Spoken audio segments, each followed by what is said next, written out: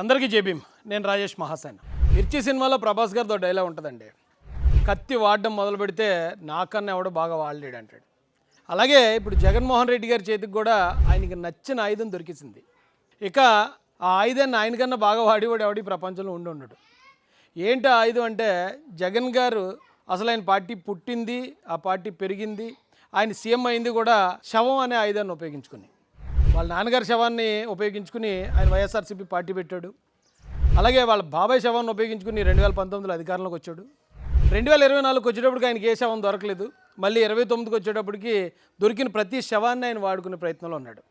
దీనిలో భాగంగా పల్నాడు ప్రాంతంలో సాలమన్ అనే ఒక సాధారణమైన వ్యక్తి, పేతురు అనే మరో సాధారణమైన వ్యక్తి మధ్య ఘర్షణ జరిగింది.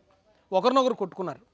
ఈ కొట్టుకున్న క్రమంలో పేతురు అనే వ్యక్తి కొట్టిన దెబ్బ సాల్మన్ అనే వ్యక్తికి కొంచెం బలంగా తాకడం వల్ల ఆయన 3 రోజులు హాస్పిటల్లో నుంచి చనిపోయాడు.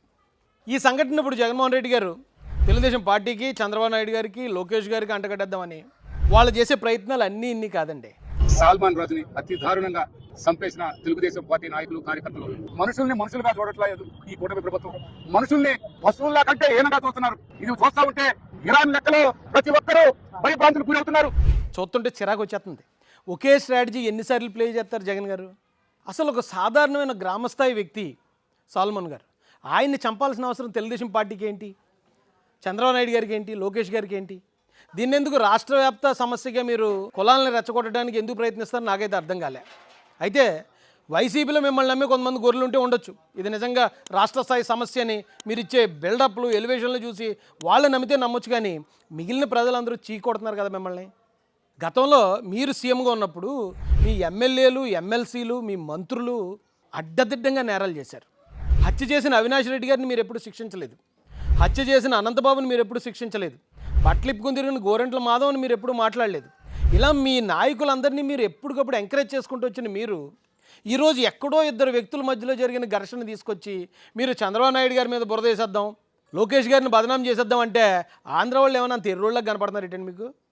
అయినా నా తెలియగడుగుతాను జగన్ గారు, మీ కారు కింద పడి లింగయ్య అనే వ్యక్తి చనిపోతే, ఒక దళితుడు చనిపోతే ఆయన ఇంకా బ్రతికుండగానే ఒక కుక్కని ఈడ్చినట్టు బయటికి ఈడ్పించిన మీరు ఈరోజు దళితుల మీద ప్రేమ ఉన్నట్టు నటిస్తే నమ్మే ఎదవెవడున్నాడండి ఈ రాష్ట్రంలో? అయితే ఈ శవం అనేది జగన్ గారి ఆయుధం కాబట్టి ఆ ఆయుధాన్ని ఎలాగైనా వాడేద్దాం అనుకుంటాడు. ఎందుకంటే గతంలో రషీద్ అనే ఒక వ్యక్తి, వాళ్ళ 2 మధ్యలో జరిగిన గొడవని, రషీద్ అనే వ్యక్తి చనిపోతే దాన్ని కూటమి ప్రభుత్వానికి ఆపాదించేద్దామని ఢిల్లీ స్థాయిలో ధర్నా చేశారు జగన్మోహన్ రెడ్డి గారు. అప్పుడు ఆంధ్ర ప్రజలే కాదండి, దేశవ్యాప్తంగా ఉన్న తెలుగు వాళ్ళందరూ చీ అనేటప్పటికీ అప్పుడు చాలా సిగ్గుపడ్డారు. అయినా కానీ వాళ్ళు బుద్ధి మారలేదు.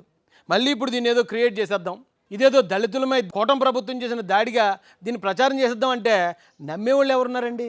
ఎందుకంటే అక్కడ ఘర్షణ జరిగింది 2 దళితుల మధ్య జరిగింది. ఖచ్చితంగా తప్పు చేసిన వాడిని కూటమి ప్రభుత్వం శిక్షించదు. మీరు ఏ రోజైనా నేరస్తులను శిక్షించారా మీ ప్రభుత్వంలో? మీరు మర్డర్లు చేసిన వాళ్ళు వెనకేసుకొచ్చారు. కానీ తెలుగుదేశం ప్రభుత్వం, కూటమి ప్రభుత్వం వచ్చిన తర్వాత అలా జరగలేదండి. ఒక ఎమ్మెల్యే గారు తన పర్సనల్ సమస్యలు దొరికితే ఒక ఎమ్మెల్యేని సైతం సస్పెండ్ చేసిన ప్రభుత్వం ఇది. ఒక కార్యకర్త మీ భార్య గారి గురించి మాట్లాడాడని, అది కూడా గతంలో మీరు భువనేశ్వర్ గారి కోసం మాట్లాడించిన మాటలకి కౌంటర్గా మాట్లాడాడని సొంత కార్యకర్తను కూడా అరెస్ట్ చేయించిన ప్రభుత్వం తెలుగుదేశం ప్రభుత్వం. అలాంటి ప్రభుత్వాన్ని ప్రజలందరూ ఆదరిస్తారండి. మీరు చేసే ఈ తప్పుడు ప్రచారం, ఈ శవ రాజకీయం నమ్మేవాళ్ళు ఎవరు ఆంధ్రాలో లేరు అనేది మీరు ఎంత త్వరగా కళ్ళు తెరుచుకుంటే అంత మంచిది. ఎందుకంటే ఇలాంటి ఇష్యూ తీసుకొచ్చినప్పుడల్లా మరో 100 అడుగుల లోతులోకి వైఎస్ఆర్సీపీని పాతేస్తున్నారు మీరు. ఇలాంటి చీప్ ట్రిక్స్ ఆపేసి ఇప్పటికన్నా ఒక కన్స్ట్రక్టివ్ ప్రతిపక్షంగా ప్రభుత్వం ఎలా వెళ్ళాలి, ఎక్కడన్నా పొరపాట్లు చేస్తుంటే దాన్ని తెలియజేసే ప్రతిపక్షంగా అంటే మీకు ప్రతిపక్ష హోదా లేదు, అది వేరే విషయం అనుకోండి. అలా మీరుంటే కనీసం వైఎస్ఆర్సీపీ పార్టీ మనుగడలో ఉంటుంది. లేదు మీరు ఇదే శవరాజకీయాలు చేద్దాం అనుకుంటే మీరు 29లో అధికారంలోకి రావడం కూడా పక్కన పెట్టి మీ పార్టీ అప్పటిదాకా ఉంటే అది చాలా గొప్ప అనుకునే పరిస్థితిలోకి వచ్చేస్తారండి ఏపీ ప్రజలందరూ. ఈ విషయాన్ని అర్థం చేసుకుని ఈ వైసీపీ నాయకులు ఎవరైతే ఉన్నారో, ఈ డ్రామాలు చేసే నాయకులు, డ్రామా ఆర్టిస్టులు అందరూ త్వరగా సర్దుకుంటే మంచిదని నేను మీ అందరికీ సూచన ఇస్తూ ముగిస్తున్నాను. జై భీమ్, జై భారత్, జై జై మహాసేన, జై తెలుగుదేశం, జై చంద్రబాబు, జై జై లోకేష్ అన్న.